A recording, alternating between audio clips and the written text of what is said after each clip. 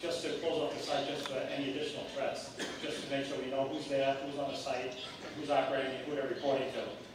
So, and we had to come up with much better ways to track our personnel, better than just writing a piece of paper. We had to go survey all the firehouses and find out who exactly was missing, so we had to do that. We also needed a strategic plan for our department.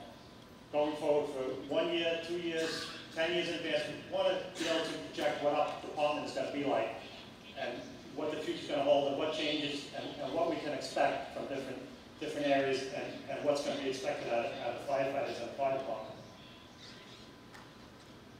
So basically, we came up with this fireground accountability program, and it's a way of us to just keep track of all our members. All these systems are built on top of each other, and I believe Costa Rica uses a bunch of these systems as far as this. Here's a list of them.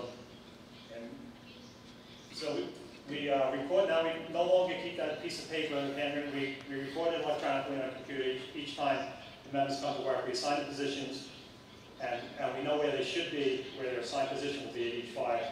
So it has a much better track of where everybody is. We also came up with a EFAS system, electronic fireground accountability, which is if a firefighter is in distress and he transmits a mayday, we'll be able to pinpoint who that is, what radio it came from, if he hits the emergency alert button, and have much more success, and at least be able to find out who exactly transmitted, and then we should have a better idea of where he should be.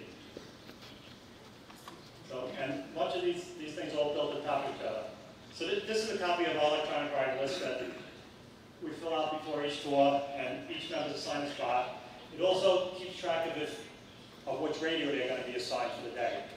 And if it happens that a radio happens to be broken and using a spare, we will enter the spare into the system, so we'll know that the spare radio is being used by a certain firefighter or officer.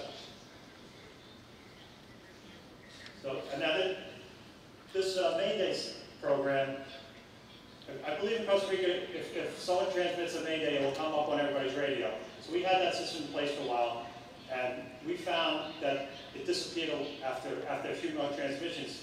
It was hard to follow on the radio. So we carry these computers in all our command vehicles, all our chief's cars, and the Mayday will come up on there, highlighted in red, with the member's name, his position, and his company. And